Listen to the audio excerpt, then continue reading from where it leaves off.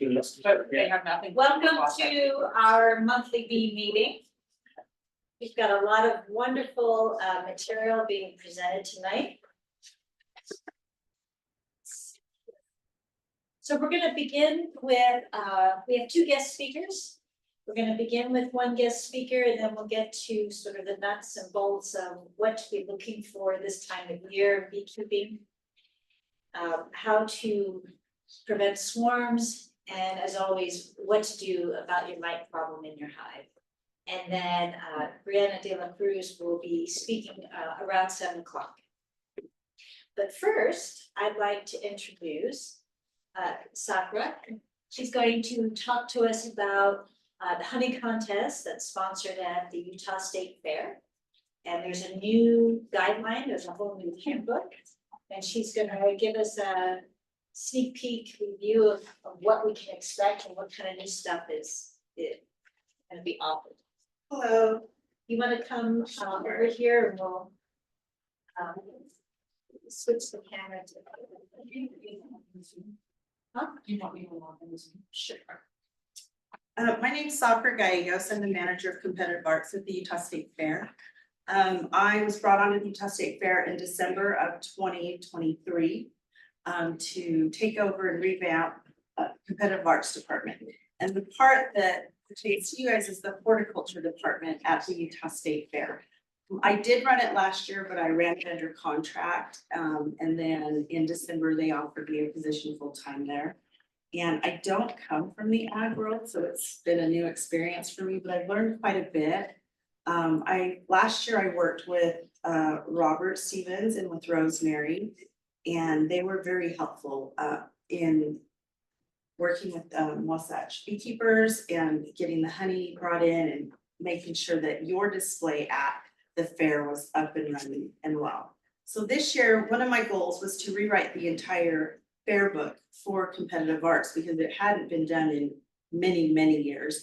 And so I took 3 months to go through the fair book from the first word to the last word and redid the whole thing. And the honey portion was revamped quite a bit because in the past it was poorly written.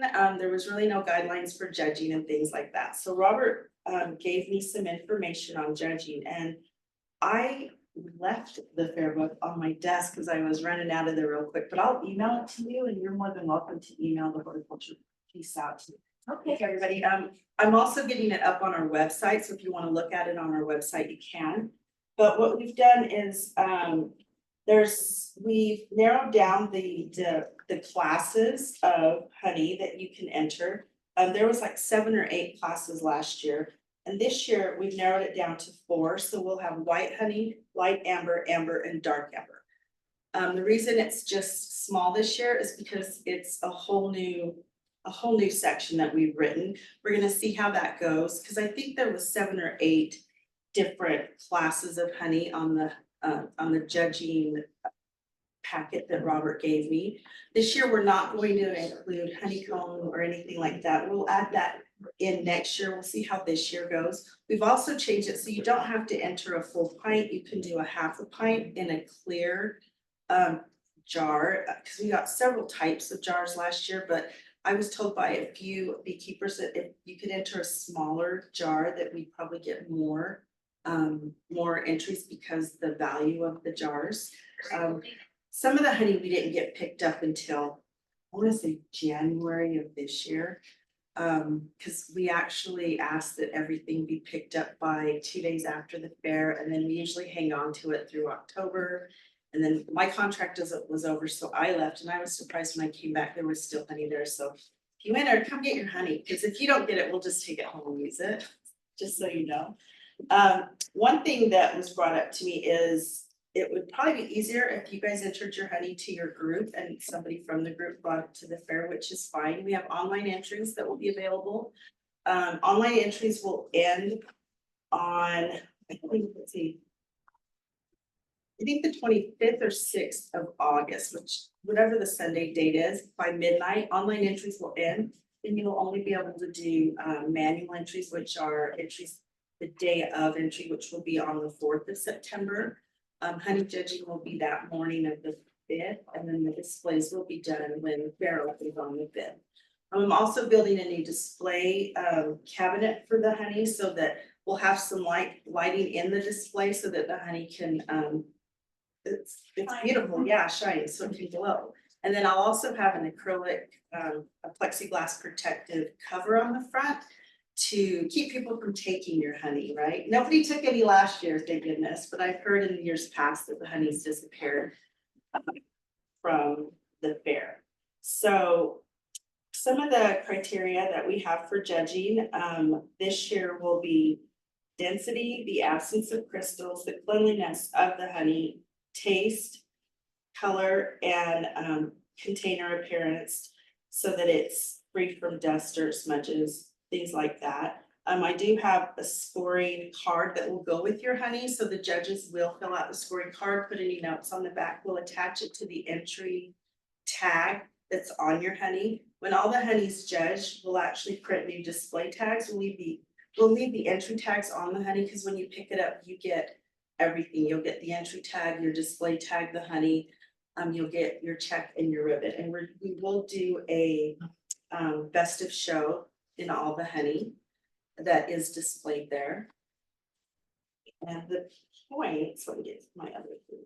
And this is all in the fair book when you guys look at it. So the points will be for density, it's 20, absence of crystals, 13, or everything is up to. Cleanliness, 34, taste is 13, color is 5, and container appearance is 15. We are buying some equipment, so we have refractometers on order. We're having a light box built to look at the honey so that it's free of lead and things like that. And then I've also, I have a quote on my desk actually that I printed out to buy a honey judging chart. So I will scan the chart and put it online, but I don't know how accurate the colors will be when you look at it online to your on your monitors. But I'll post which item I bought so you can go online to the site where I purchased it at and just compare your honey to the one that's listed on there. The other thing that we're doing too in the ag building is we are going to hire a supervisor this year. So if you know of anybody that would like to apply for that position, just have them contact me. We're going to hire staff for the building. So besides all the volunteers, we will have staff. And then I'm trying to fill, if you remember, you guys had your stuff set up in one of our shopping facades. I'm going to try and fill each facade with some kind of educational piece that has to do with agriculture. So I'm talking to Friends of Monarch, I'm talking to a hydroponics company, I'm talking to a gardening community, just so that all those pieces are educational. We do have the giant pumpkin guy set up in one of them again this year. And then the other thing this year is we do have a giant pumpkin way off that will be happening at the fair. So that's kind of there to promote that too. So if you know of anyone that has a good educational piece for agriculture, have them contact me too, because it's free of charge to have everybody set up in there. I just want it to be a very good building and experience for people to come into. We did repair the air conditioning in there, just so you know. I did order a water cooler to be put in that building for fair, and then I'm also installing a fridge. So when you guys volunteer to do your shifts there, have a water cooler there, it'll be cooler, and there'll be a fridge there to put any snacks or drinks or whatever you want inside of there. Any questions? So at the refractometer, are you gonna be judging by water content or? Yeah, so the sheet, let me pull this up. So the sheet that Robert gave me had water content on there, and I talked to via email, I talked to Veldon. And I talked to Robert also. So the water content, it says on here, density 20 points total, water content above 18% will be disqualified. So that's what the water content is on there. And I guess Jack's scale color grader is what we're using for the color grading on there. Does that, I mean, do these new rules, how does that sound to you guys? Because I'm trying to gear this towards for you guys. Yes. If you're judging it based on crystals, if it's raw honey, there's gonna be crystals in it. Say that one more time. Raw honey, will have crystals in it. So what, And so, go ahead. so in order for you to win any prize on there, you're gonna have to heat your, you gotta cook it. Or get better clarity. Because all the little bubbles come out and then it dissolves all the sugar crystals. But raw honey is what allows us, produce. So I did have Robert and Belden look over these guidelines, and the crystal portion, that has to do with the water content also, doesn't it? It It really doesn't? has to do whether or not your honey crystallizes over time. I mean, I think the point is that they want it to be. The point that they want it to be clear and not crystallized. So I'm not a honey Okay. expert. Yeah, so I we just can went talk by to the, Robert and. yeah, I just Yeah. went by the book Yeah, that he that we gave say Robert, submitted, and yeah. these are the things that were in that book, and so I copied some of them, we changed, because I think the density on that one was 13%. Went from 13 to 18. Like it was 13 to 15%, anything over 15 was disqualified, so we did anything over 18% was disqualified. So the crystal portion, all of this can change, not overnight. I just want to make sure it makes sense to you guys, because last year the only rule we had, in all honesty, said 50% of the score will be on taste. That was the only judging criteria that was in the honey portion. So we've changed it quite a bit. So what you guys are more than welcome to do is I'm gonna bring up the horticulture on our website. It might be posted already, if not, I'll post it tonight. You guys can look at it and then feel free to email me some suggestions, because it's not set in stone yet until I publish the online registration. I can still change things because it's my department, I can change it. But I want it to make sense for you guys. I want it to be fair. I want it to make sense, but I also want it to be a good competition. I don't want it to be 50% judged on taste, because that's very, subjective, right? And the other thing is I am looking for judges. 3 would be great, 2 is good.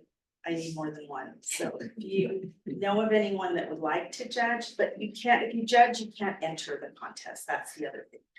We're working on premiums to increase premiums. There will be a best of show in the honey division. And the other thing too is if you know of anyone, I'm gonna leave these here. If you know of anybody that has a business, a company, or just a family or something that would like to sponsor agriculture, we're looking for sponsors. We're not state funded. A lot of people think we are state funded. We are not state funded. We are our own corporation. We are on state property, so we do have to go by some state guidelines. But my goal is to increase premiums and increase fees, and the way they do it in livestock is through sponsorships, so I'm doing the same thing. So if you know of any companies or anything, we have all our departments that are open for sponsorship. Have them reach out to me, and my email address is on here. And this just lists what they get for their sponsorship and where their logos and things will be on our website and our app. Also, our MC will be talking about them, and then throughout the 2 weeks or the week and a half of fair, we do have media that comes on site. Channel 4 is a huge supporter. We are teamed up this year with KSL Classifieds. I believe they are our title sponsor for the whole fair. So feel free to invite them to contact me, and then I'll leave my business cards here too. All right, thank you. Thank you. Thank you so much. Yeah. Forward. I'm sure it looks fine. Yeah, it was. Dean, am I back to sharing? I know. One person had, oh, you remember that guy who got knife in the fall? Nicole, I'm just thinking here, it seems like maybe if they had everyone use the same kind of a jar. I you think know, she is. I mean, if you bought them in bulk, it'd be a bucket jar or something. Well, that's what I was thinking too. I think maybe what we ought to do is look at buying, because sometimes come canning season in Utah, maybe not in other states, but in Utah, come canning season. Canning jars are really hard to come by. Yeah. So I was thinking maybe we buy, because they don't want quilted ones, because you can't see through the glass for their judging. So maybe we could buy several cases of jars that would qualify. Mhm. And then distribute them between our club and the Utah County Club and the Davis County Club. The beeline. It would take that Flat. sort of an impression away from. Yeah, it, you know. Yeah, it would be a lot easier, I think, too. Yeah, I agree. All right, Hope you're there. all right. So continuing talking about the state fair, we still need people who are woodworkers, who people who can build displays, who can help us develop some of these new ideas to make our booth more interactive, more educational, more interesting. So there is writing on it. So I'll pass this around again. We've got a couple of volunteers. If you've got skills you think you can use, if you got ideas, how to engage young people, old people, put your name down and we can get together and start working on this. So right now, there are 4 of us on this committee. This is a huge endeavor and we're looking for more people to join our team. Hopefully, if there's enough of us, it's not that overwhelming, right? It's just doing your task and getting it completed.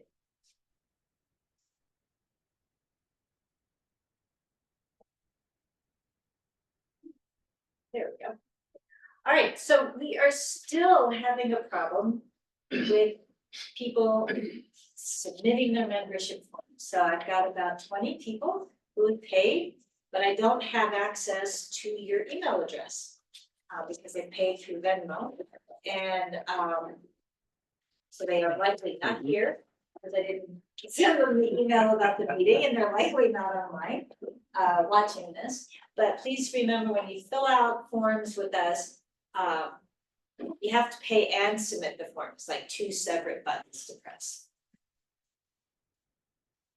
And as usual, there's lots of ways of interacting, sharing information on our Instagram, website, and our Facebook. And if you still need a mentor, you decided you need some more guidance or you want to be a mentor, we desperately need more mentors, please see Jen or contact her through her email address. So with all the swarms that we've been having, and a lot of crowded hives, we're seeing more incidents of disease in hives. So please make sure you register with the state. I wouldn't even bother going to the first link. I would just contact Janae and say, help me sign out through the new portal. Hopefully next year it will be easy and you won't have a problem renewing your license. But if you do have your, if you register with the state, then you probably receive this in the mail. And it lets you know when it'll be tailored depending on what county you're in. So Peter Summers is our Salt Lake County bee inspector. Information about how to contact him when he's available. Jenna and Joey are state inspectors. They've already set up particular days that they will be in different counties and you can make an appointment. I strongly suggest to do that. It is always super educational. They tell you, they see things that you may or may not notice in terms of what's going on in your hive and give you ideas of how to keep your hive healthier. We had great success last Saturday at the Ladybug Festival at daybreak. Again, I think there was close to 3,000 people there, most of them children. So we had an observation hive, we had a big display. The honey jar was kind enough to donate 500 honey sticks. Yeah, and so the kids had to either observe the bees, there were other things to look at which aren't shown in the pictures here, and then they had to tell Michael or Rachel something that they learned about bees, and then they get a honey stick. We also had a photo booth type of thing, a little backdrop where people could dress up as beekeepers or as bees and have their pictures taken, so it was a lot of fun. Looking forward, we've got 2 other major events coming up. One in August, that's the Bug Fest at the Natural History Museum when we're at the University of Utah, and then the State Fair. And then we wrap up the year with our fall banquet, where again, we'll have our own honey tasting contest, silent auction, potluck dinner, and that's when you'll vote for new board members. And we're gonna need a whole new set of people to run the board next year, so hopefully we start thinking about that. And decide you wanna get more involved. All right, so let's talk about some things that are happening in the hive. For the end of May through mid-June, there's a lot going on. So these are major swarming months. How many of you have had your hive swarm? I just had mine, 2 hives swarm 3 times, and I split them. Danny just had his swarm last night. Swarmed into my beehive. Swarmed into my beehive. You just had a swarm with your beehive? A huge one of your swarms. Yeah. I got 3 swarms in the last 5 days. Yeah, So so I've split 4 hives too. hive populations are expanding quickly, probably exponentially for some of us. Queens are approaching their maximum rate of egg laying, so hopefully when you get into your hives, you're seeing lots of brood at all different ages, little eggs that just laid, which will be standing straight up, all the way through capped brood. So we do have a lot of nectar and pollen this time of year, but we also live in Utah and have these bizarre spring events. So if you've got a booming hive, you gotta make sure that they have enough resources, because if we get bad weather, cold weather, you can have a big hive starve within a couple of days.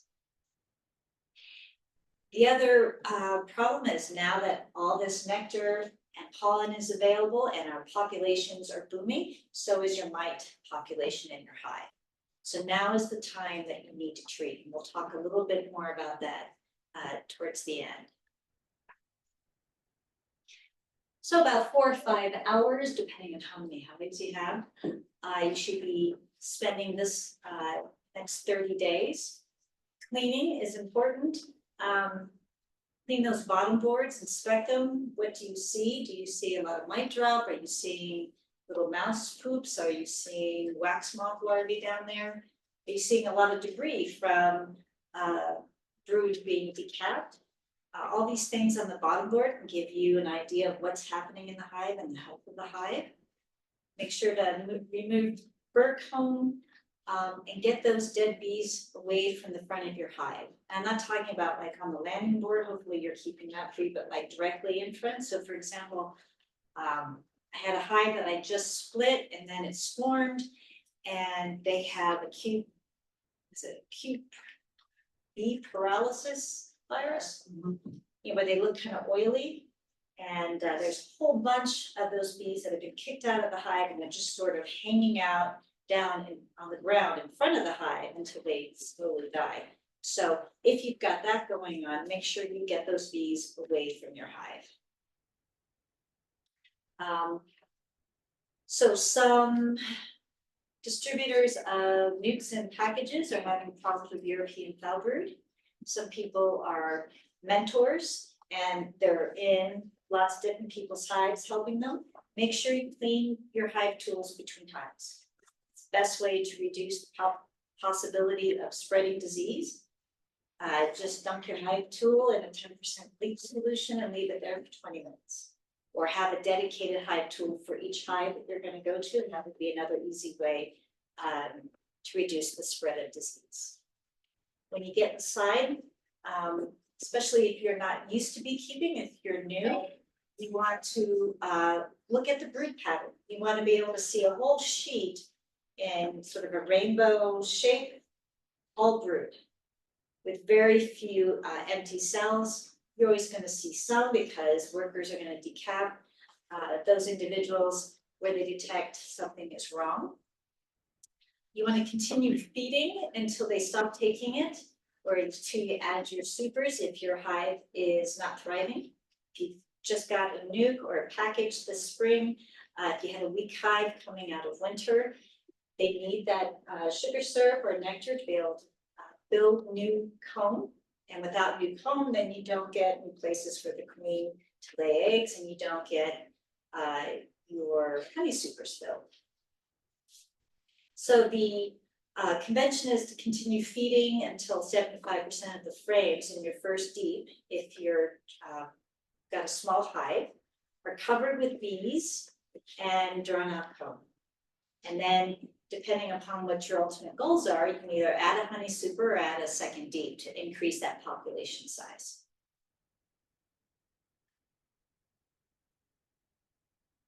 If you're adding supers with foundation, rather than frames that are filled out with comb, you may need to continue feeding your bees for a couple of days, for a couple of weeks, until you start seeing that new comb being built.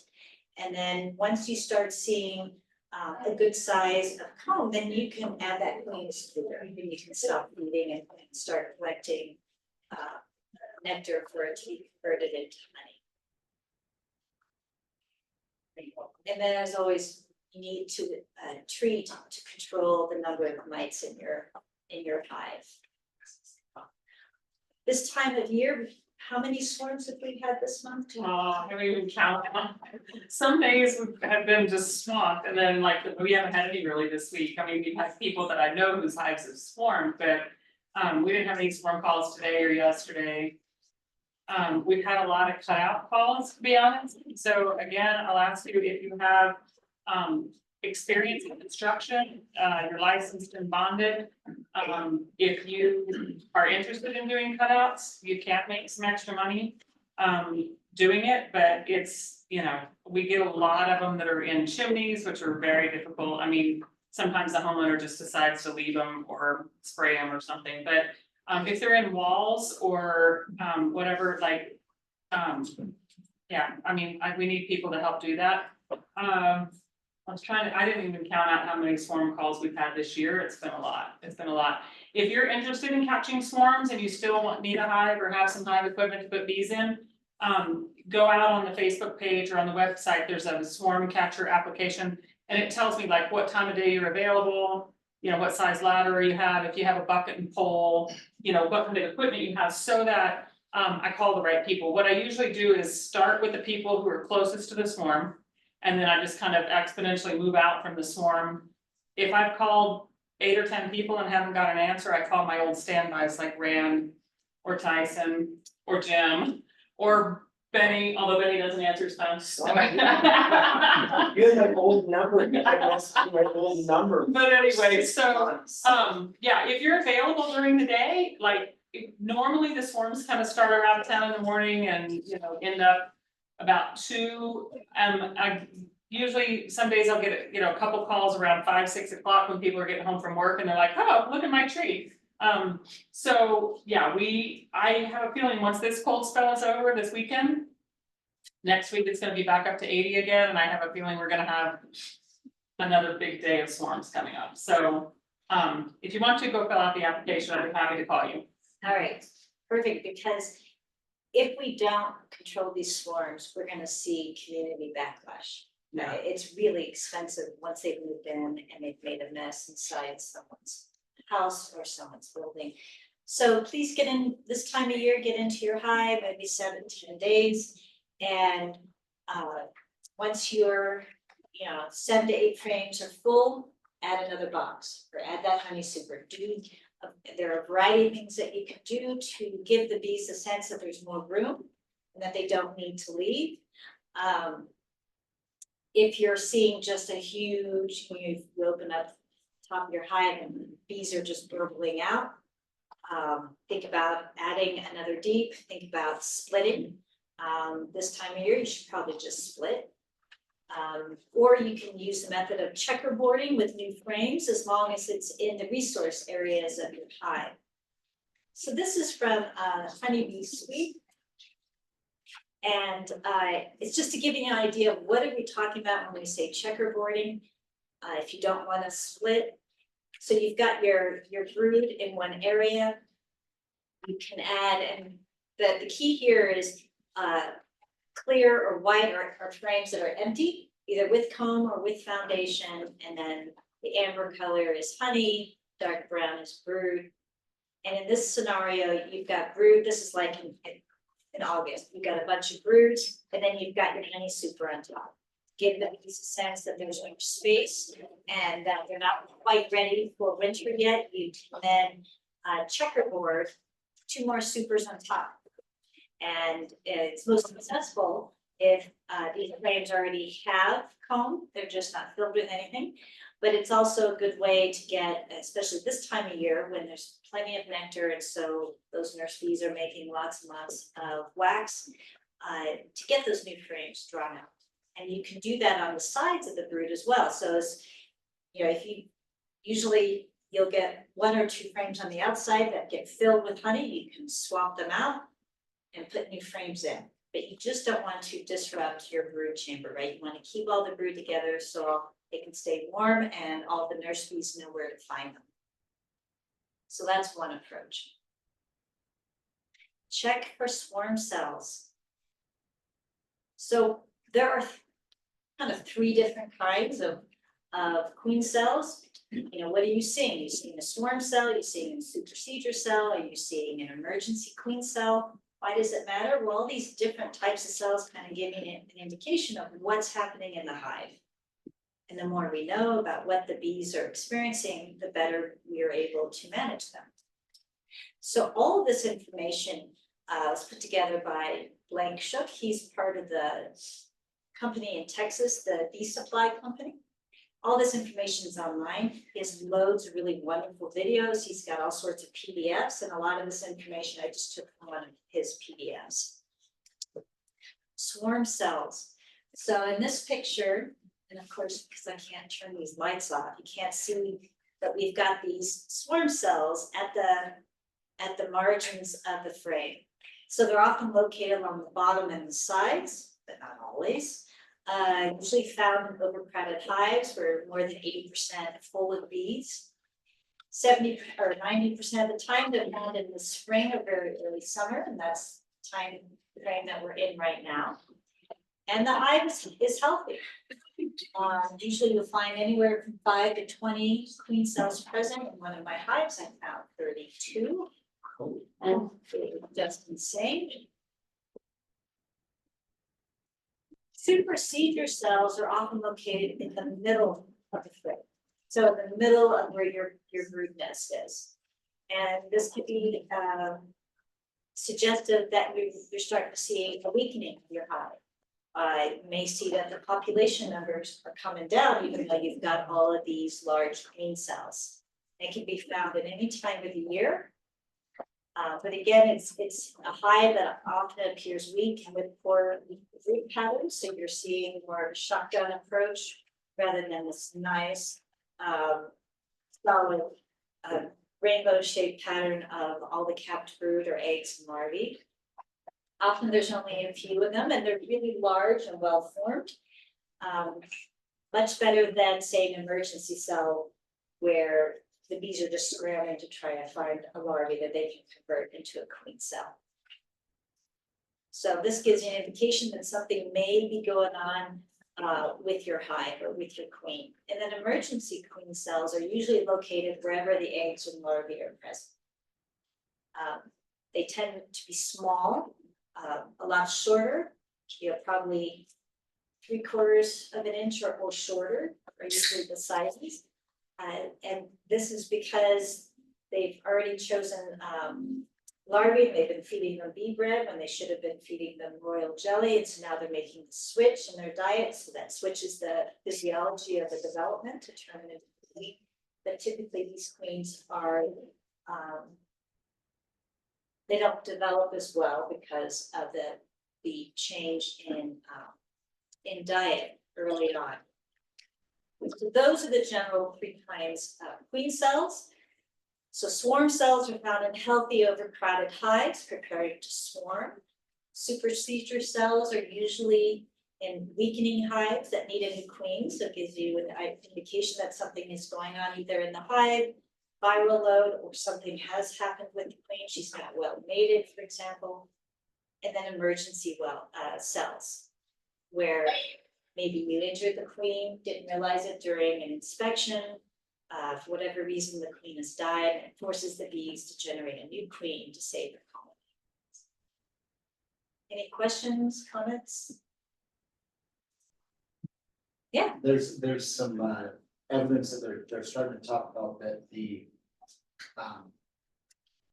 when there's a super seeder that's happening, that the queen will choose the egg specifically for that to produce a better queen than like the emergency ones. Oh, It's still in, like, that's the theory. Oh, so the They're doing idea some that studies on queen has more, that she has more control. more role in Yeah. choosing So which it's not eggs. that you just have two eggs, the drone and the worker, but you have the drone, the worker, and then something else that she can do to create a better queen. Yeah, Interesting, so maybe the queen is I don't there, know, yeah, I mean, when we're grafting, we are in effect just doing emergency queens. yes, That's all we're doing. So, but they're fed They're royal fed jelly from differently. the very beginning. yeah, Yeah. fed differently. Yeah. We charge the cells, we do, so I don't know how much there is to that, but that's the study stuff that they're starting to look into. I'm real interested in that, so I'm gonna follow that and I'll let you know anything I find out. That would be good, yes, please do. All right, so as we get into June, yes, Going back to the queen cells in there. When you see them, you just scrape them off, so they just died, so I mean, if you've got a really good queen on there that's laying like crazy, then you just wanna get rid of those. well, by the time I see, so this is the mistake I made this year, is I started to see queen cells, and so I split. And then, my original queen said she decided to take off anyway.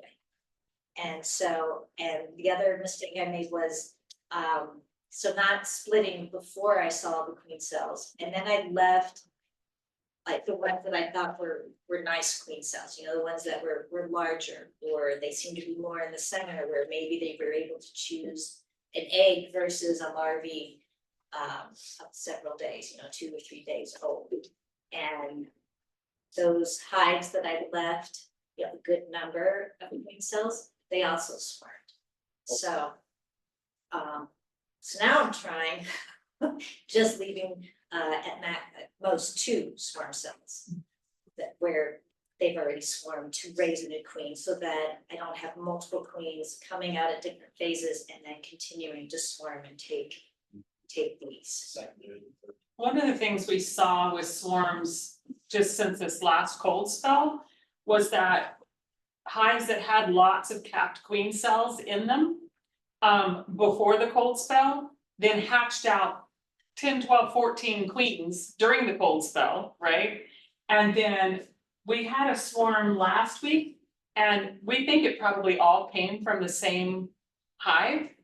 It was 6 clumps of swarms, and each one was probably 3 pounds of bees. I mean, it was a crazy amount of bees, but each one of them had a separate queen in them. Where was that at? I don't remember, it was like, I don't know, it was late, it was pretty late in the evening, I wanna say it was up north, I have to look and see, but. Yeah, it's crazy, so what we're seeing just in the swarms recently is that there are either, they've already had one big swarm. And then these other ones are like tertiary or even, you know, secondary or tertiary swarms, so they're much smaller swarms. But they all still have a queen in them, because during these cold spells, like. Yeah. They just decided to all hatch at once. Have you ever seen a swarm where the primary swarm and the secondary swarm joined together and formed one huge swarm? Yeah, so in Draper last week, Tyson caught one and it was, it had multiple queens in the same swarm. And when he put it in the hive, they were starting to ball the extra queens. They had evidently chosen which queen they wanted to be with. And when he put it in the hive, you could see on the frames, like they were balling, you know, different, and you could just pick them out. And if you messed with a little ball of bees, you could see them trying to ball the queen in there. And so, yeah, I think it's fascinating. Swarming and extra queens is super fascinating to me, because you never know, like I've always heard, you know, they'll kill the extra queens. Well, no, they don't really kill the extra queens. They might, but once they all hatch, it's fascinating to kind of watch their behavior, but anyway. Sure, that, you know, if I will be difficult on the next few days. Oh, yeah, you So told me that. I'll watch. in June, we'll still I get haven't some got any swarming behavior.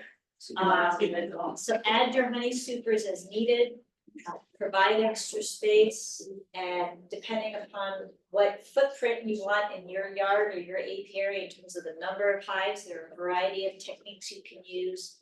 Still give them space, but not have, you know, a lot of individual hives. You can stack them using a double screen bottom board. There's lots of options. Another thing to remember, we're probably gonna, as soon as we get through this, hopefully this last cold spell, we're gonna start hitting high temperatures. Don't forget to provide some ventilation to your hives. You can stick a penny or popsicle stick between the inner cover and the telescoping lid, or between each of the brood boxes. Some people like to offset the boxes just a little bit, not enough for the bees to come out, but enough to ventilate the hot air. Make sure that you're providing water at your property so that your bees don't become annoyance for your neighbors and treat their mites. So let's talk a little bit about mites one more time. So yesterday, was it yesterday? Yeah, it was just yesterday. I was logged on for a mini conference through the Western Apicultural Society. And Dewey Karen was giving his presentation about what we know about mites, what we know about the efficacy of testing, and the efficacy or the effectiveness of the approaches we have for controlling mites. So you're probably familiar with this figure. If you've been beekeeping for more than a year. So we're looking at population of bees and the population of mites.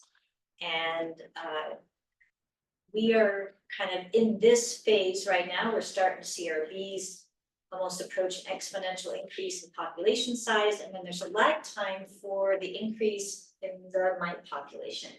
And this is the time of year that you want to get a handle on that and control your mites. Because as you see, you know, we'll reach the peak population in July or so, and then we're going to start decreasing. But that is when later on, when we're going to see an increase in that mite population. And then at that point, it's too late because your bee population is decreasing, your queen is going to start producing fewer and fewer eggs. And then you've got this problem with too many mites, which then leads to all sorts of problems with disease in your hive. So now is the time to start thinking about what are the methods you're going to use. So an integrated pest management just means that you've got a lot of tools in your toolbox. You're not just using a sledgehammer all the time. You're not using just Apogard. And so the thrust of Dewey's talk was we have really, there's so little information in terms of scientific data, having large enough population size so you can get that probability value of where do you test in the hive for bees? Do you go to the brood chamber? Which frames in the brood area do you collect your 300 bees from? And so there's a lot of variability in terms of the reproductive phase of the mites. Where are they in your hive? Underneath those cap cells, there's a lot of variability of where they are on the adult bees. So kind of seem like maybe testing is not really as important, except for you to figure out what are you doing and how effective is it that you're, you know, of whatever process you're doing. If your process is pretty onerous, you're like, I just don't want to have to do this type of treatment anymore. Well, test before and test after. But we don't have any guidelines of when do you test after? Do you test like directly after you do an oxalic acid vapor? Do you test right after you've added Hopguard to your hive? Or do you have to wait? So again, there's a lot of unknowns in that regard. But the three areas that I'm going to talk about really quickly are cultural beekeeping practices that you can use as a tool in your toolbox, mechanical processes, and then chemicals, whether it's synthetic or organic chemicals that you can add to your toolbox. So what do we mean by cultural practices? It's kind of like the sort of the husbandry that you choose to use in beekeeping. So sunny locations seem to be better sites in terms of controlling mites. Cooler, shadier areas, hives tend to have more mites. We don't know why. We don't know if it's humidity and not really temperature. The fewer number of hives that you have in one area, the lighter your mite load. There's a lot of interesting research just coming out. There's 2 new papers. I have a citation at the end of this presentation that you can take a picture of, or I can send out a PDF of this presentation, looking at the use of propolis. Claudia Flores talked last year about doing propolis varnish, and they're showing some really promising data, but again, the data sets are pretty small. The idea of capturing swarms from natural populations and not from the beekeepers, because the swarms you have, and if you're catching swarms, make sure you treat it for mites because you know they're loaded with mites. And then there's another idea there that if your mite load, if you're seeing mites on your bees, it's telling you the mite load is really high. You know, another approach, although I don't think I would employ it just because I like doing it, would be to euthanize that hive. So those are the cultural practices. Mechanical practices kind of overlap with this. One is having frames that are dedicated to rearing drones. You can do that either, I think you can buy foundation. I often have a frame that I just let them build comb. Usually they build drone comb, and then I have a whole frame front and back for the drone, and then I just shake off the bees and get rid of the comb, and then I've gotten rid of, like 400 or so drones out of my hive. You get rid of the comb, you don't freeze it and put it back in? I don't. I don't subscribe to the philosophy of just letting the bees take care of it. So if I have mold, I don't give it back to the bees. I take care of the mold. If it's a bunch of dead brood, I don't want my bees spending their time removing dead brood. I want them to be taking care of the hive, foraging, bringing in nectar, stuff like that. So I try to do more of the housekeeping, especially if it's my doing. But I have no scientific background to say that's a better approach or not. That's just my preference. Another mechanical approach is to have a brood break. You can sequester your queen, you can have a break in laying of eggs, because the reproductive cycle for the mite happens in those cells with the developing larvae. So if you have a brood break, you're gonna reduce the number of mites in your population. How long do you need to have a brood break for? I'm not sure, I can't remember. Anybody remember how long the brood break has to be? I think it's 14 days. I like the 2-week break. Yeah, 2 weeks, 14 days. Sequester the queen for 2 weeks. I just put her in a different hive.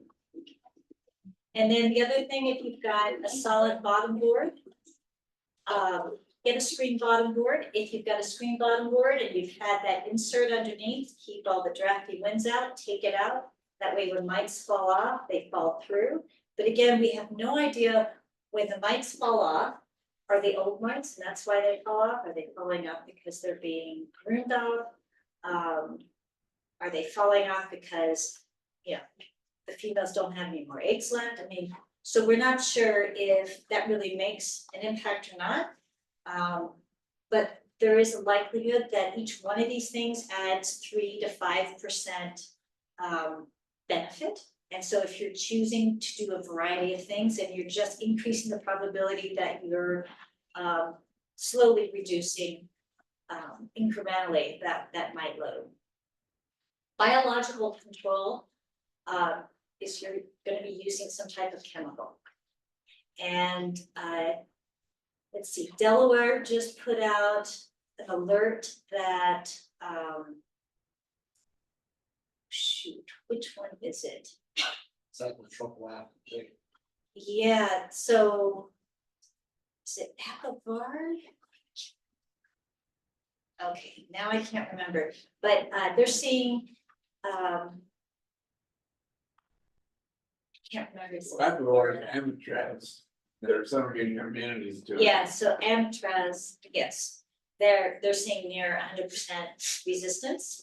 So the way mites develop resistance is that there's just natural genetic variation. And there's just some individuals in the population that are not gonna be affected by the chemical, just like during COVID, there were some people who were just not affected. Just like with HIV, there are some people who are just naturally not infected by the virus.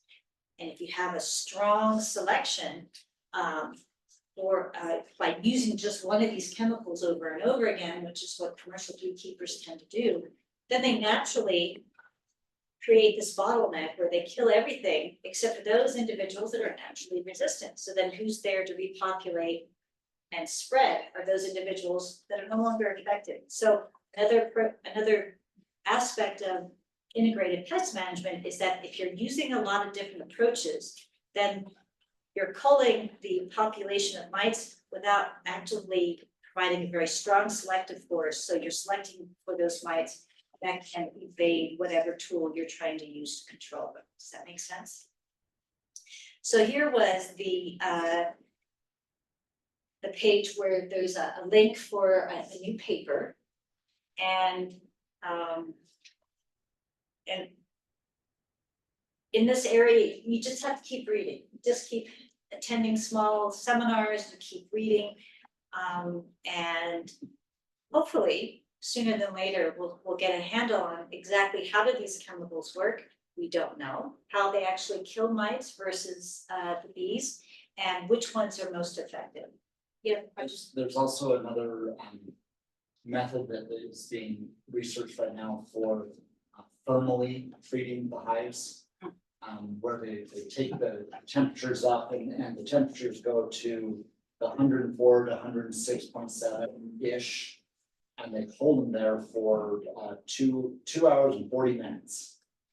And that takes the load, the anecdotal evidence is saying they had a 4.7, they went down to 4.7 on their mite load.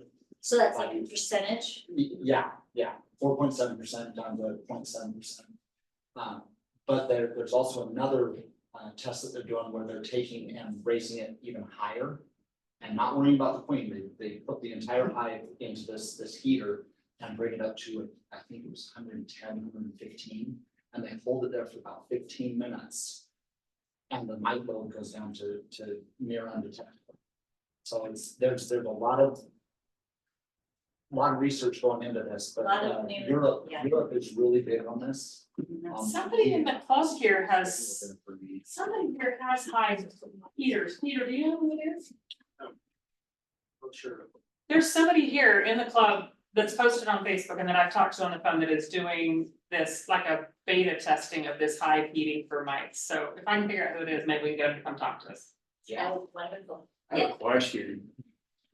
On summer temperatures, what temperature are in the hives during the summer? Depends on where your hives are. I believe they're maintained anywhere between 93 and 97 degrees Fahrenheit. We got hives in Grand Junction that get up to 130 Inside the hive? inside the hive. So you don't need that heat cross then. Yeah, they're getting troubles right there. It's crazy. So besides the mites having a physical impact on the bees, they're also vectors or carriers for disease. Deformed wing virus, that's what this little bee here is displaying. So that indicates that your mite load is high enough and you got individuals with this virus. The acute bee paralysis virus, which I have in one of my hives. The bees look like they don't have any hair. They look real shiny and darker. So the black is darker, the orange or amber color on the bee is darker, and they look real bizarre. Which one was that? That's the acute bee paralysis virus. Okay.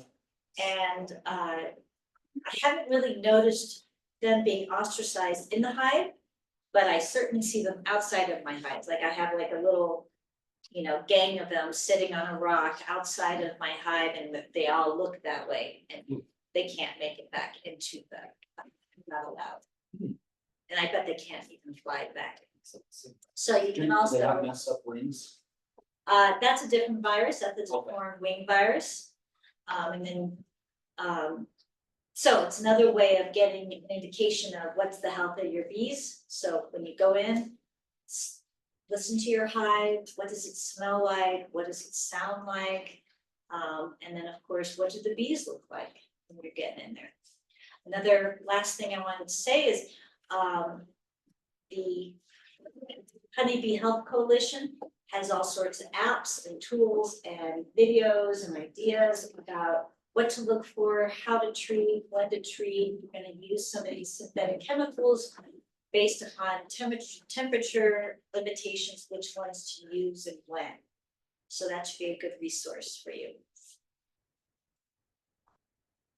All right, so I think, oh, and so the take-home message from this is monitor, take notes, and try to use a varied approach to integrated pest management, so that we're not selecting for those parasites that can evade whatever tools and techniques we have to control.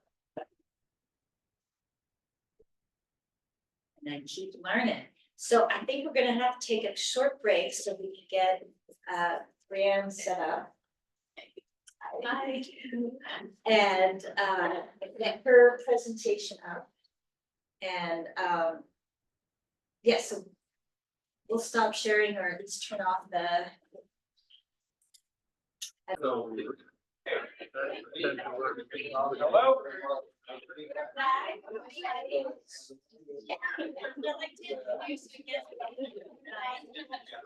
Hello? You're gonna have to talk louder, Nicole. Maybe. Nicole, I'd like to start. Thank you. Hi, all right. So our guest speaker tonight is Brianne Dela Cruz. She's a master gardener, wild forager, folk herbalist, and acclaimed writer and photographer. Based in Sandy, Utah, she teaches gardening and foraging courses for folks ready to slow down and connect to nature.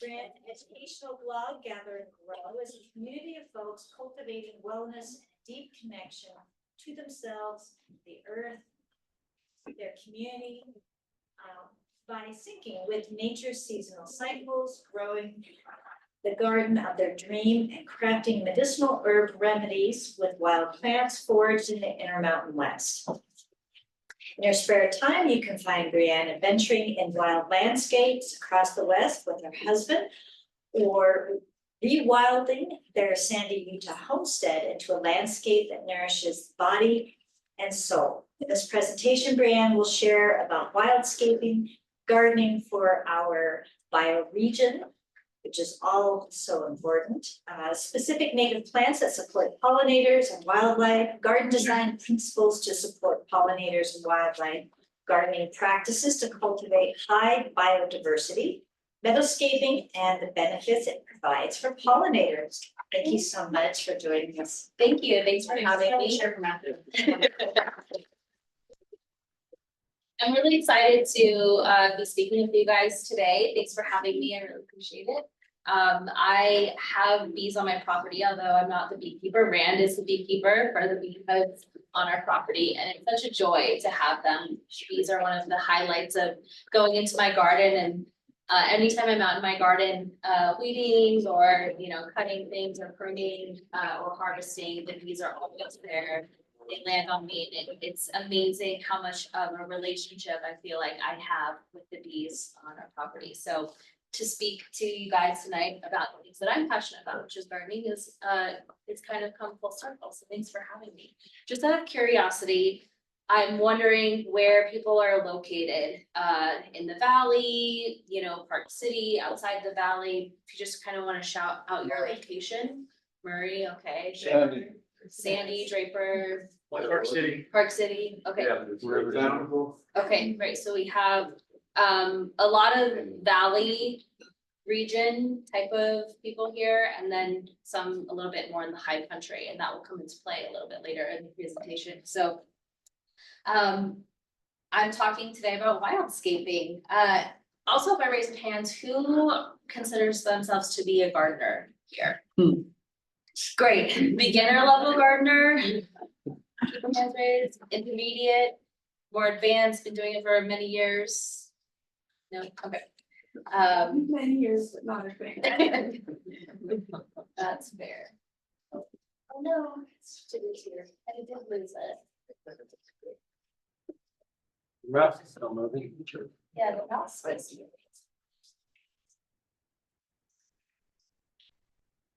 Oh, okay, the keypad one, okay, perfect. So, the way that I garden, the way that I teach people how to garden really starts with philosophy. I think a lot of times, when people step into the garden or into their backyard, they view themselves as the homeowner, and this is the land that they own. And as beekeepers, maybe you can relate, you know, as a beekeeper, you guys are there working with your hives, but in essence, you are the steward of your bees, you're the caretaker. And when you look at it from that perspective, the dynamic changes. And the same goes for gardening as well. When you step into your yard and you're working with plants, the philosophy should really shift from I am a homeowner and this is the land that I'm taking care of, or I'm growing this vegetable gardens just so that I can harvest from it. It's kind of like a take type of relationship. But if we change our philosophy and consider ourselves to be stewards of the land, then all of a sudden that shifts the relationship that we have with our land and with the landscape that surrounds us into one of reciprocity, one where I give and I receive. And that tends to create the most beautiful experience for ourselves in the garden, but also create the most beautiful gardens, not only for us to enjoy because of the beauty, but also for the wildlife that's there as well. So in changing this philosophy, I always like to walk people through asking themselves these questions. The first question that you should ask yourself is, what does a wild and native garden look like to you? I think it's easy when we step into our landscapes or look at our yard, we really want to see perfectly green, mowed grass and not a weed in sight, and perfectly pruned shrubs that don't touch each other. The reality is that is the opposite of what wildlife wants, because it's not creating habitats for them to live and breed and food sources. The other one is, what's my role in the landscape? Again, am I just a homeowner, or do I have the opportunity to step into a stewardship type role? And then the third question is, what is the role of the other creatures in my landscape? Are they just coming and going and I don't notice them, or are they living and coexisting in the space that I'm holding and that I'm cultivating in such a way that you know, it's an interaction of an ecosystem? So the way that I like to garden is imagining that I'm the steward, I'm just creating the space, which is a balanced ecosystem, and everything else can flourish. And I can keep, you know, I can be more hands-off. All right, so let's talk about our region. There's 3 different regions, or like smaller bioregions, that we have here. We have the high country alpine desert meadows. That's more like Park City, 5A, 5B gardening zone. They're gonna experience more extreme winter temperatures, higher elevation, more drastic temperature swings from daytime to nighttime. There's a certain type of plants that grow in this environment, really, really hardy plants, but then also there's a lot of opportunities for meadowscaping in those higher alpine regions, because meadows grow naturally. And then we have on the foothills, so that's like the foothills or the surrounding area of the Salt Lake Valley, the shoreline of the old, you know, Bonneville Lake that used to be here. It's the foothills.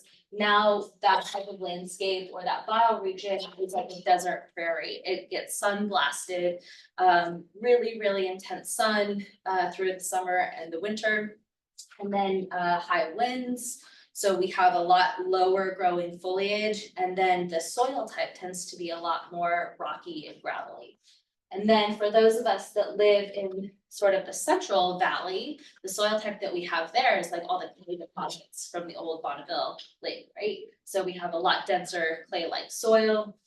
It might even seem a little bit more wet and ambient humidity around because we have the Jordan River that flows through.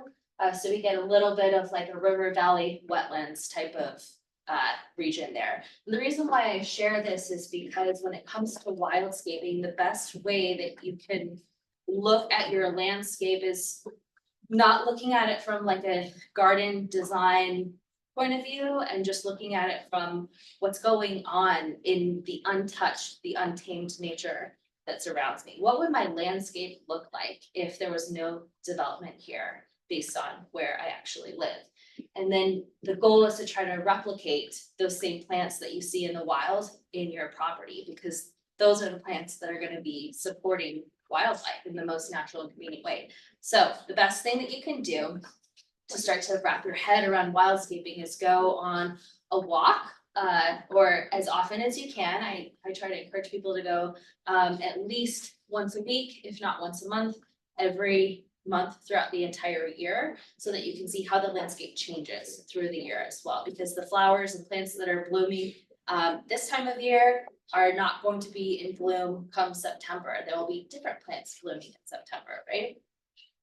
And that, as we know, as you guys know, pollinators and birds travel with however the landscape fluctuates throughout the year. So go on walks regularly in the more wild areas that you have access to. So if you live in the Central Valley, go walk along the Jordan River Trail. If you live in Park City, it's a little bit easier to see what that landscape would look like up there. But go walk on the wild trails, and same with along the foothills as well. And look at the plants, look at the soil type, and try to find those same plants at nurseries. I'll talk about that in a second.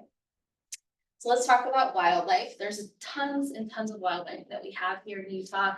So many mammals, large and small, everything from deer to moose and coyote and big cats to, the smaller wildlife like birds, predator birds, insects, pollinators. But this class we're focusing on pollinators and birds because those are the most accessible wildlife that we can support in an urban setting. So let's talk about, what do pollinators and birds need to survive?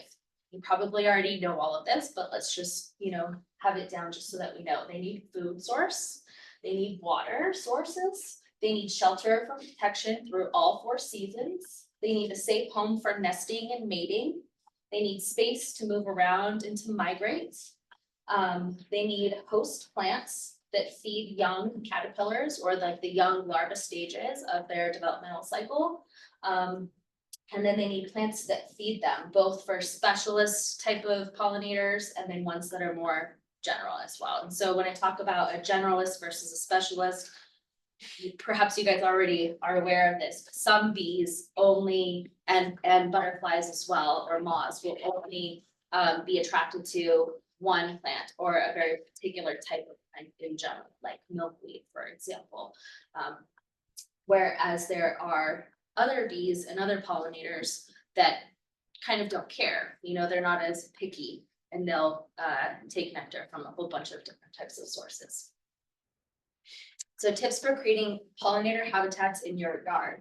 You want to create opportunities and shelter for them to overwinter. So that means leaving leaves in your property, not raking them up and bagging them and tossing them away. A lot of times when I talk to gardeners, the big fear is like, oh, well, if I leave all my leaves on my lawn, it's going to kill my lawn. So my best advice in that situation is to rake your leaves into your gardening beds, have that mulch and insulate your plants. It will kind of mat down a little bit, but as it mats down and gets moist, what's actually happening is the leaves are breaking down. Mycelium and bacteria is consuming them, and it's turning into natural leaf mold, which is a fertilizer for your plants. So come springtime, just take your rake or your trowel and mulch it into your soil, and then you have organic matter and biomass that you're adding and feeding your soil. Meanwhile, over winter time, it was creating habitat for all of the native pollinators. You need host plants, and I'll get into host plants in a minute. in your garden, which is probably why you guys are excited to listen to the presentation today, is okay, what host plants to put in my garden. You need a food and nectar source in the early spring through the late fall, as you guys know. So we'll talk about plants that can achieve that as well. You need puddles of water, and then you also need areas for full sun. Pollinators really, really love having the full sun environments. It creates, as I'm sure it does for bees as well, but just the full sun is less humidity, less opportunity for mold, and they like the warmer temperatures. Tips for creating bird habitats in your yard.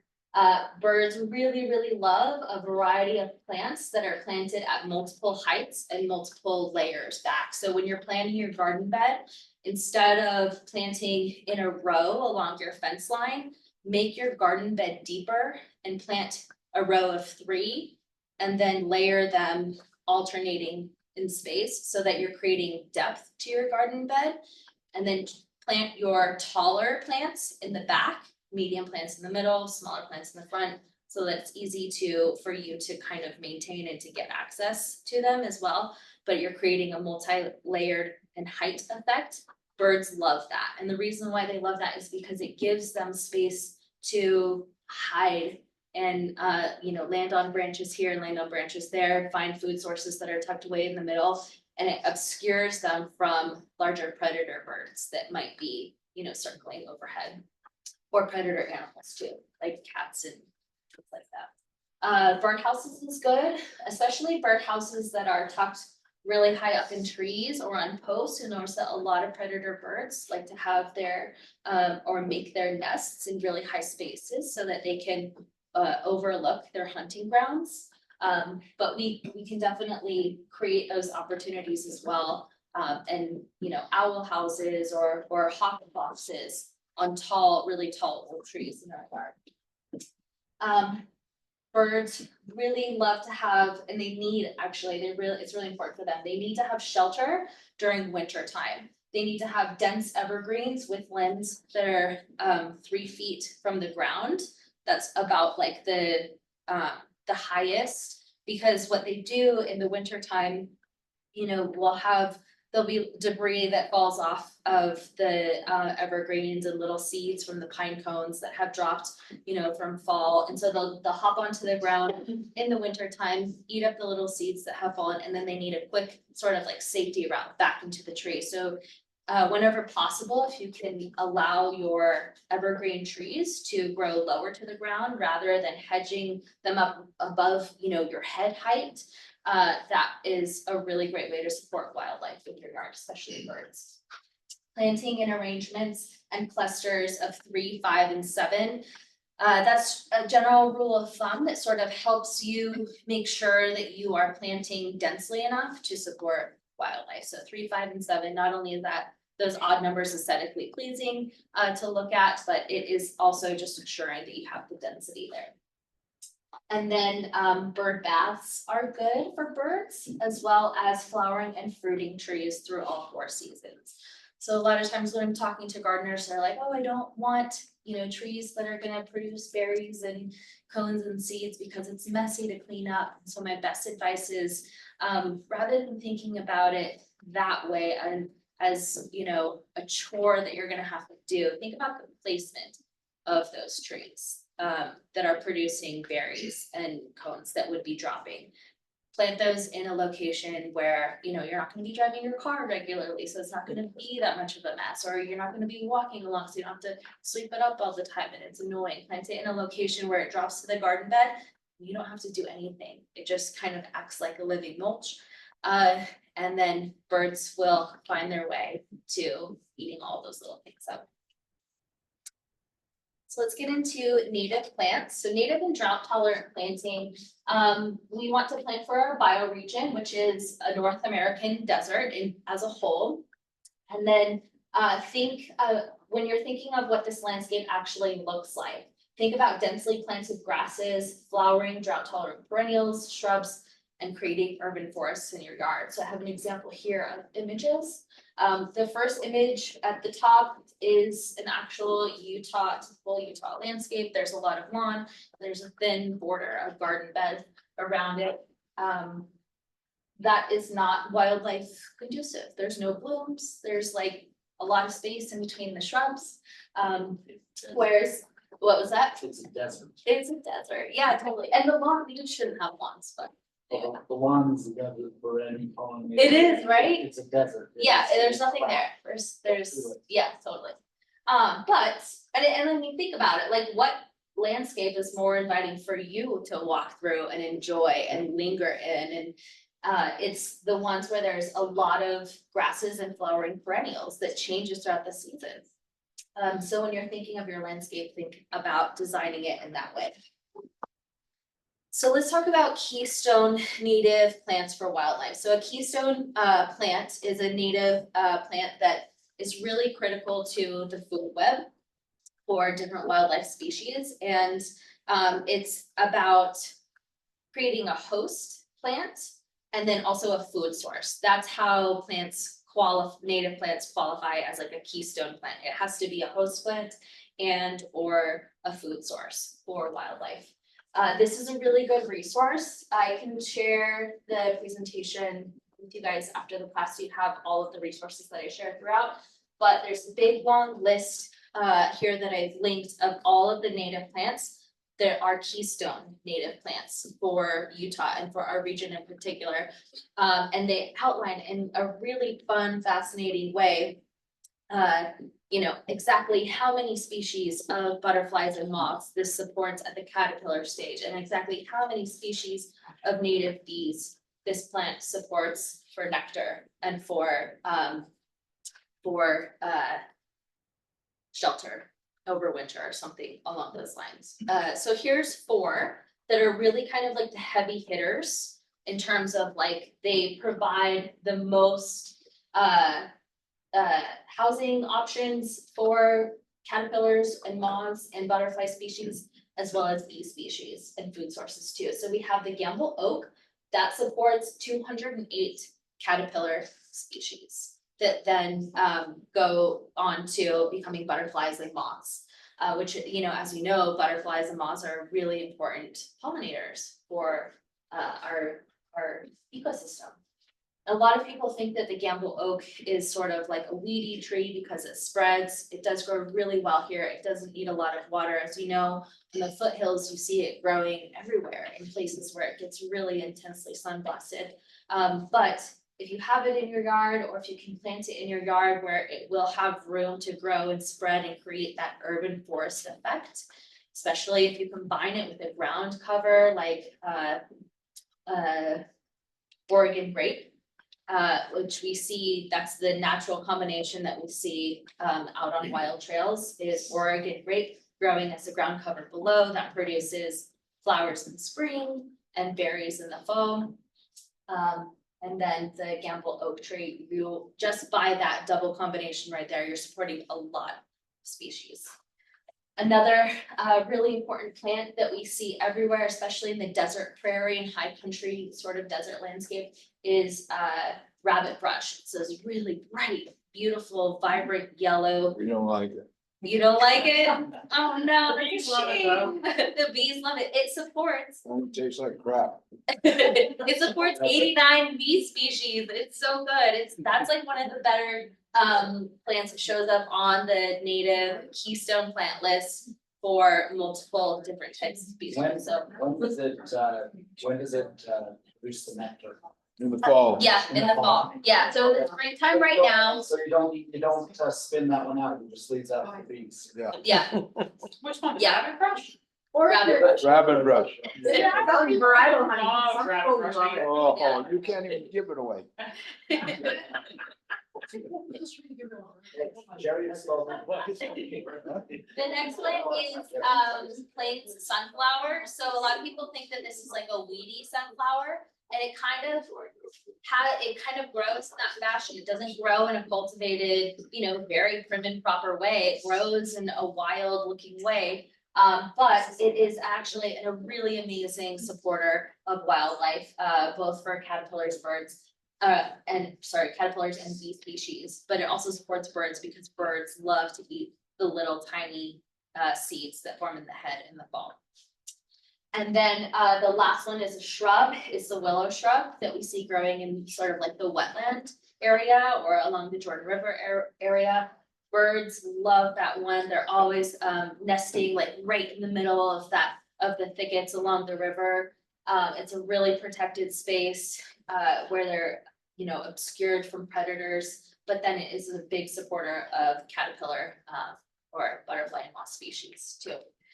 So there's a ton of plants. I can't go through all of them because the list is just so long. So definitely be sure to get that link that I shared that has a PDF of all of those keystone native plant species, but here's some more inspiration for you. We have elderberry and chokecherry. We have staghorn sumac, which is this guy right here, that staghorn sumac. It looks like tree of heaven that is a invasive weedy type tree, but how you tell the difference is that staghorn and sumac creates like deep maroon kind of auburn cones, and they're fuzzy, and it's actually edible. If you taste it, it tastes sour. That's the lemonade one, right? Yeah, people can use that. Yeah, they flavor drinks with it. It's really good. Juniper is an amazing one. Hawthorn berry, dog rose or wild rose. It's not the type of rose that we have in many cultivated varieties where it's like a big fat luscious, you know, lots of petals head. The dog rose is only 5 petals. So it has like a flat, a big flat landing pad for bees to land on, and a really open face flower head. But native bees especially love the dog rose. Oregon grape, which I mentioned, it's good for like understory shelter, berries, in all locations, in northern Utah. That's what this looks like. A lot of people think that it looks like holly when they see it in the wild because the leaves kind of have like little pokies on the end, and then it produces little blueberries. Sagebrush, currant, goldenrod is a big one. Someone familiar with goldenrod? Yep. Pampas grass, prairie aster. As we know, aster is an amazing plant. That one flowers in the fall, and creates a lot of little tiny, beautiful, bright purple flowers.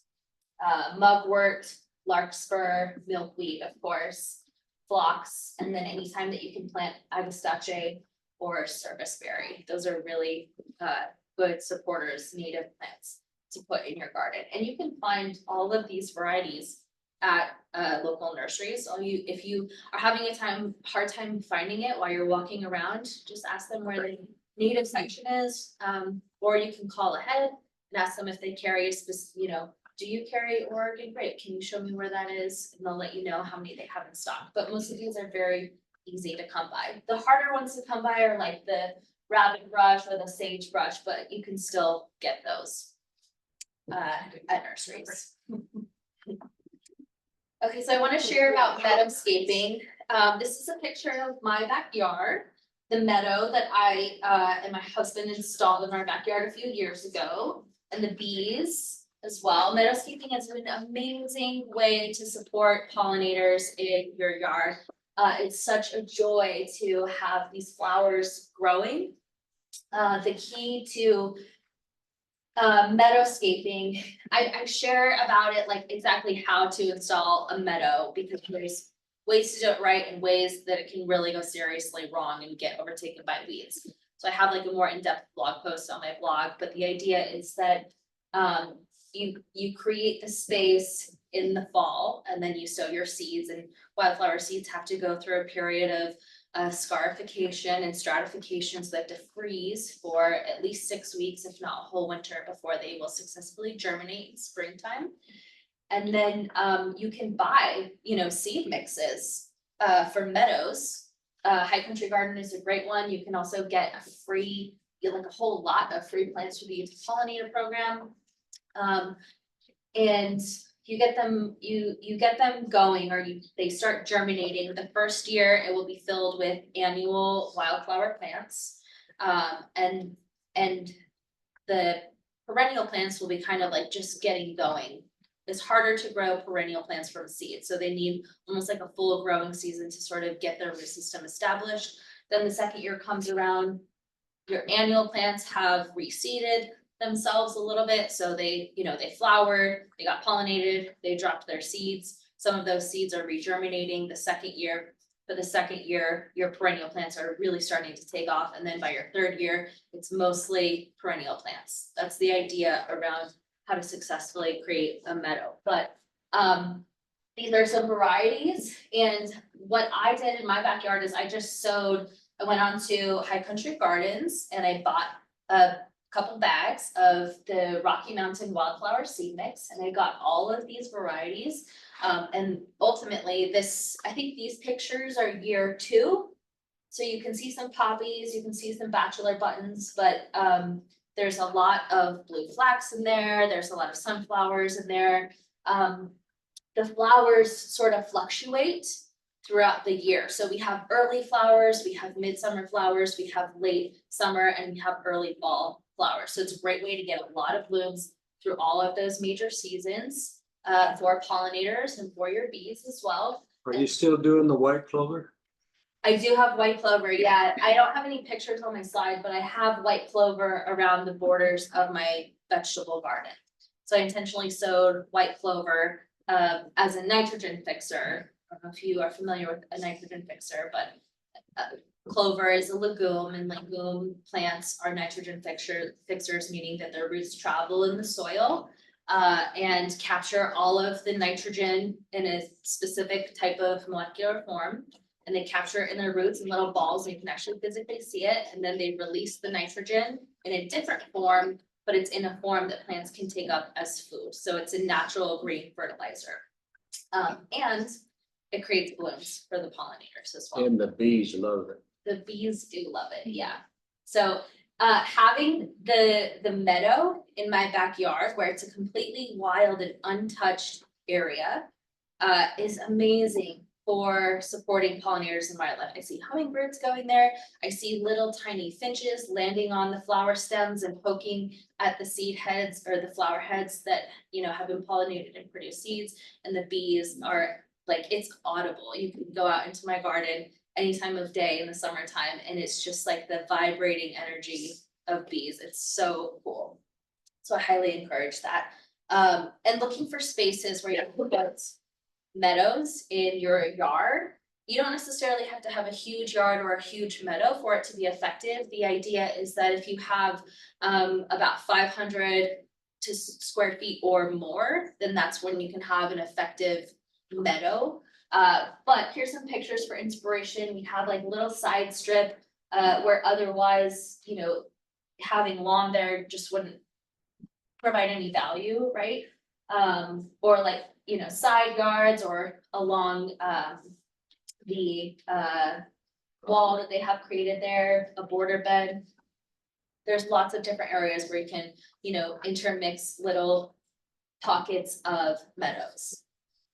Now, lastly, I want to talk about some tips. I have shared a few tips so far about specific gardening maintenance that supports wildlife. But here's some more. So the best thing to do is to prune your trees and perennial herbs in spring and not fall.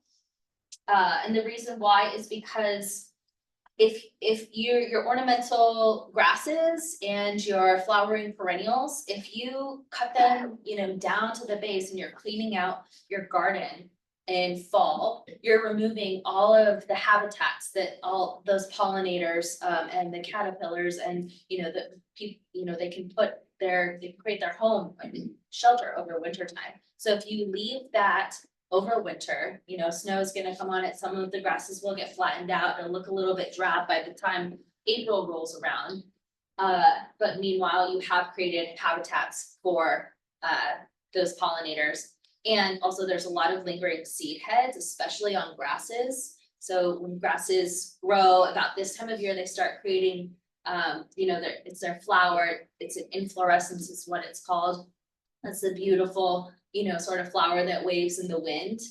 That turns into a seed, and then eventually those seeds drop and birds will go for them. But there are a lot of grasses out there where they'll hold on to their seeds all the way through fall and through winter. And so when you keep that on the plant, then that means that birds can get them through winter. My next bit of advice is don't shape plants into perfectly shaped boards. You want them to sprawl out and let their branches like overlap and touch each other. That's gonna create protective hedges for birds and pollinators to create shelter over winter time, or just in general at all. Whenever you have plants that are perfectly hedged into an orb where they don't touch each other, it's just not inviting for wildlife to be in it. So you wanna let them touch each other and spread out and have a more organic body.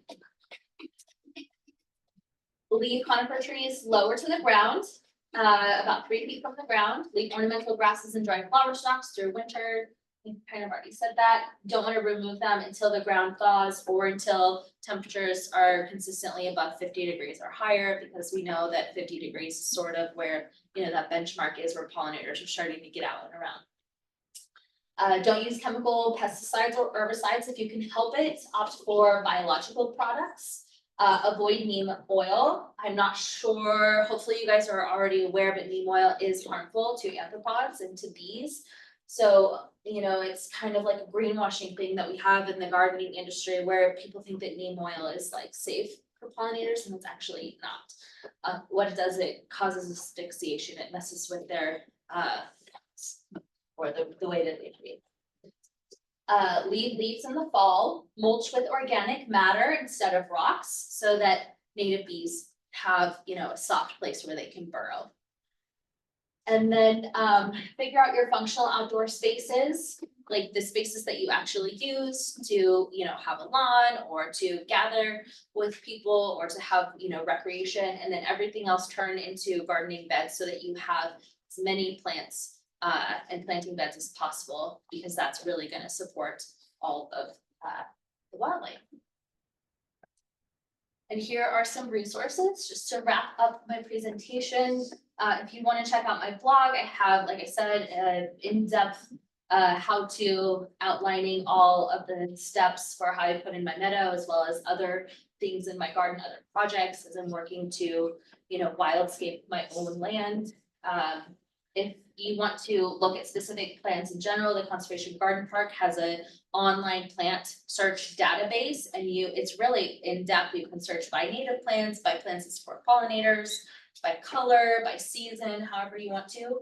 A plant nursery that I really, really love is High Country Gardens. They actually do retail a lot of plants, and they're becoming more and more popular locally at nurseries, but you can also buy from them directly online, and they'll send you a kit. If you can, get it through a local nursery, that would be great too. The Utah Pollinator Program is a fantastic resource. That's where you apply. You just have to have the right amount of space and a few other requirements like irrigation hooked up to a gardening bed. And then if you qualify, they'll send you a big collection of pollinator supporting plants, totally free. You don't have to buy the plants at all. You just plant it, and there you go. You have your own sort of little. You gotta apply early in the spring. The cutoff is like May. It might be, yeah. 15th or something like that. I don't know what the cutoff date is. I haven't looked. That might be true though. Over for this year. It is, okay, for next year. And then some design inspiration, if you really want to get into, okay, how is this, if I'm flipping this bed or if I want to, put in a meadow or something, it is really helpful to look at some gardening books of designers that execute this really beautifully in a way that doesn't look messy, but it looks, beautiful and natural at the same time. So I recommend Beth Chatto. She's a British gardener. She also gardens specifically, well, she's passed now, but her legacy garden is still going. And she gardens specifically in gravel and rocky and drought arid environments. And then Planting the Natural Garden by Pete Oldo. He's a Dutch gardener, garden designer, beautiful arrangements, and like the way that he arranges plants together, it looks like nature. It's really cool. And then the Keystone Native Plant List can be found just by Googling the Native Wildlife Federation or Keystone Native Plant List. So that is my presentation. Does anyone have any questions? You teach classes, I do, I teach workshops locally. Yeah, and I teach, you're located in the valley. I'm located in Sandy. Do you do private consultation? I have done some, yeah, definitely. More than happy to go walk around your yard and talk about what's going on or ideas. So what's your consultation fee? Yeah, that's a good question. I need to think about it because I don't do it that often, but if it's, Cover charges about $50 to $100. yeah, that's pretty industry standard Yeah. for sure.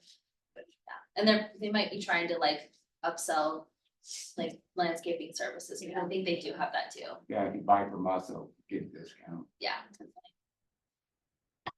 Any other questions?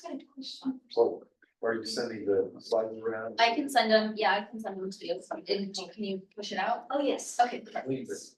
as long as you filled out the form. What was your question?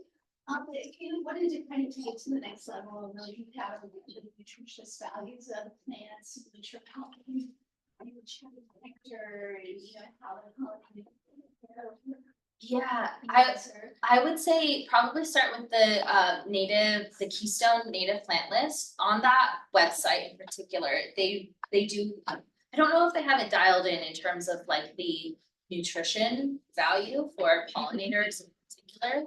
But they do have it outlined as to what specific plants support what specific pollinators. So that might be a good place to start. Somebody online said that High Country Gardens doesn't currently show a seed mix that's called Rocky Mountain Seed Mix. Is there another place or another seed mix you would recommend? It must have wrapped that, they must have discontinued that since I purchased it, because I put my meadow in a few years ago. You have a native West wildflower seed mix. Yeah, that could be good. I think if there's Rocky Mountain penstemon, if there's larkspur in there, if there are sunflower varieties, then those are good signs. I think what you would want to look for in a seed mix is that it's going to be appropriate for rocky sandy soil types, drier environments, more arid environments as well. So wildflower seed mixes that are meant, that are cultivated or curated for Connecticut are not gonna work here. So, yeah. Online, there's some answers that's up on the screen. Perfect. Eden Brothers was suggested, Glover Nursery, he says, has a mix, and Yeah, Rocky Mountain mix. they have the native Rocky Mountain mix. Yeah, that's the one I just answered her on here. Yeah, oh, perfect. And I do know that Glover Nursery, within the last year, like this growing season in particular, they have started to partner with High Country Gardens to bring in more native plants as well. So that is, I think, a great local resource, as anytime we can like call our nurseries and say, hey, get more native plants in, like we really want it, then hopefully that will show them that there's a demand. But Glover Nursery seems to be on top of that. Also, like Cache Valley Native Plants is a good one. Plant Select has a lot of native plants as well. Those are good resources. And Glover Nursery, I think, is starting to put together their own sort of like name branded seed mixes too for wildflower seeds. So I found something else about Glover Nursery the other day, which was, I thought kind of interesting. I just couldn't get any help in the perennial section, trying to get somebody to help me. Yeah. And then this young guy came up to me and said, the reason we don't have any people helping over here is because there's no commission here. All the commission's in the trees. Wow, And I was like, interesting. it was. That's a bummer, yeah. I didn't know any of them made commission. Yeah. When they sell those trees, they're making commission, so that's why they're all. The salespeople, the people on the floor wanna be over there selling trees. Yeah. They don't wanna be selling Perennials. perennials or, Yeah. native. I'll have to go there. That's a bummer. After I chewed them out pretty good. Customer service. What is progressive plants? Do they Not have? buying trees. Yeah. Yeah, they're local, Yeah. and I think that they specialize in native plants in particular and water-wise plants as well, which is great. So even if the plant is water-wise, it doesn't necessarily mean that it's native. But you can still have water-wise plants that do support pollinators. It's just that the native species have co-evolved with wildlife species for thousands of years to be, to support each other, so. We have a question here. I'm gonna have to depend on my neighbors for the flowers, so would you comment on vegetable gardens? Yeah, absolutely. What would you like to know about vegetable gardens? Tell me what, I mean, we have everything, we plant all kinds of vegetables, so are there some that are better than others, like Brussels sprouts and cauliflower? You better go to seed. I think You got a that, lot of flowers. I think the best vegetables you can grow in your garden are the ones that you wanna eat. That's the way I approach it. You are copping out. Well, what in particular about? Well, for example, the squash plants, melon plants and stuff of that nature, we try, but somehow they're flowers galore, and I have beehives Yeah, 30 feet from them, but somehow they just don't get pollinated. Do all those flowers have to be pollinated before they're gonna produce a yes. melon or squash? They have to be pollinated to produce. So I need to have a fruit. chat with my bees, right? Yes, you could ask them kindly. Native bees? Like mason bees, Yeah. brown bees, yeah. So, honeybees don't do squash at all. Oh, And they don't do well, tomatoes. that answers a lot. So make your meadow so that you can Yes. the Well, yes, native pollination. ones. So they get into the flower and then they rapidly move their flight muscles and it causes the plant to quiver. And So, as it's quivering, then you get the fertilization, so you get with the honeybees chase those kind of way. I've seen It helps compete the opposite. more than chase them. I've seen native bees chase honeybees. I think. They're in chase a lot. So I would say one of the best things that supports pollination in the garden, because, right, we do have honeybees that like certain types of plants and not others. And then you have Yes. native bees that like certain types of plants, but not others. The key is biodiversity. So you need to have a biodiverse landscape that's going to attract a lot of different species of bees and other pollinators too, because there are even some fruits and ornamental flowers that we have in our landscape that bees aren't gonna pollinate, but only hummingbirds will pollinate them, or only moths will pollinate them. So biodiversity is the key. So anytime that a meadow is like an easy footprint for high biodiversity. Otherwise, it's planting a lot more flowering perennials around, because those plants are going to attract the native bees and, the bumblebees and all that. Not always flying insects, but also crawling insects Yeah, like ants, definitely. peonies. If you got peonies, you have to have ants. Yes, yeah, and anything that touches a flower and moves it around, the sexual organs is pollinating it. So it could be a hoverfly, it could be an ant, it can be any insect, a ladybug, whatever. So it's going back to biodiversity and ecosystem is what it is. So if you feel like you are experiencing a problem or a lack of something, you have to think about, okay, how can I make this more biodiverse? And if you create the environment, the wildlife will come. So, yeah. That horse is next door to horseflies. No. There's another question. Are there internet lists of nectarious flowers? I've struggled to find one. If a plant is pollinator friendly, does that imply that it's nectarious? On the Keystone plant list, yes. So that one, it is one of the plants columns on that list is for the host plant, where it's going to, lay its larva or create its home or habitat to overwinter. And then the other column on the native Keystone plant list is for nectar. It's the nectar source. So that would be probably the best resource to go to. And there's a lot of plants on that list too. It's a lot more than what I covered in my presentation. Haley online says that she interplants her flowers and her vegetable beds with flowers like marigolds, nasturtium, and alyssum to encourage the pollinators to come in and help pollinate those. Yes, that's a great idea. And the other benefit of interplanting flowers in your vegetable garden is that they're going to attract pollinators, but they're also going to attract other predatory insects. So there's like a predatory food chain like lacewing, ladybug, spiders, and those are the predator insects that control the pest population. So that's also part of creating that ecosystem too. Aphids would be considered one of the pets. They're a real pet. They are a pet. And ants tend to farm aphids. So they'll go out and find an aphid somewhere and they'll gather them together and then they'll like corral them on plants where it's like particularly wet or juicy, yeah. And like, yeah, sweet ones. Broccoli. Yep. Roses, all sorts of things. They'll farm them. Yeah, it's great. It's cool though. Anyway, last question, so